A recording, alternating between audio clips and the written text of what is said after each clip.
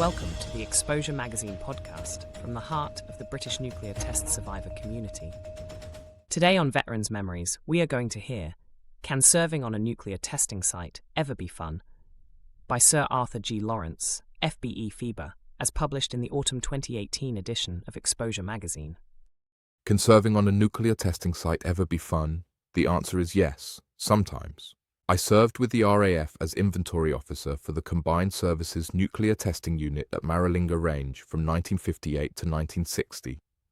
I was fortunate enough to have a commanding officer whose finely tuned sense of humour and capacity for getting into laughable situations often relieved the boredom of the relentless desert heat. My journey out from RAF Lynham also provided a great deal of fun. The transport was an old Lancaster bomber. No soundproofing, no air conditioning. It broke down 3 times in North Africa, Ceylon and Singapore. Spare parts had to be obtained from Germany. Thus, it took me 7 weeks to get to Australia.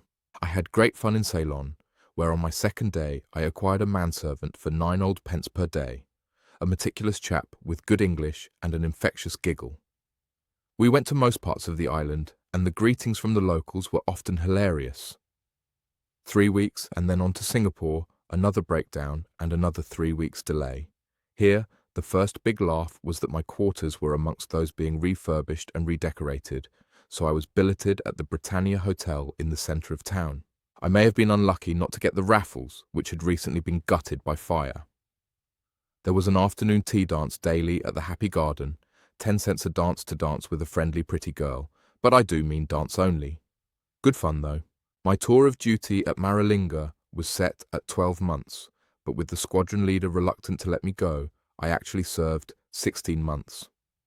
1 nuclear test, and the only protection I got was being told to turn my back, expect a loud explosion, and wait for the all-clear siren.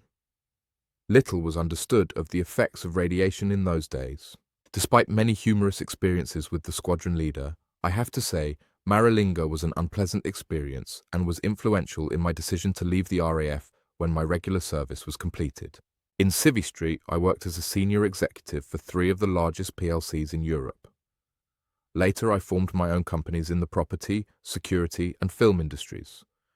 In 1992, I was awarded Title. In my retirement, I have enjoyed writing. I have been fortunate to be a published author. My second book, Maralinga Man, Tales of the Squadron Leader, is a series of anecdotes connected to my service before, during and after Maralinga. Late in life, I developed skin cancer, which was attributed to my service on Maralinga Range. The Veterans and Service Personnel Agency were understanding and helpful and awarded me compensatory sums. But they are handicapped because most of the medical records of personnel at Maralinga have been destroyed, we are told. This should never have happened. Many of my peers will tell you that Christmas Island and Maralinga also should never have happened. My new book, Maralinga Man, Tales of the Squadron Leader, is available from Rowan Vale Books. Details in the comments below. Thank you for joining us on the Exposure Magazine podcast. We hope this retelling of Can Serving on a Nuclear Testing Site Ever Be Fun? By Sir Arthur G. Lawrence has shed light on the enduring legacy of the British nuclear tests. Thank you for joining us today as we bring Exposure Magazine to life.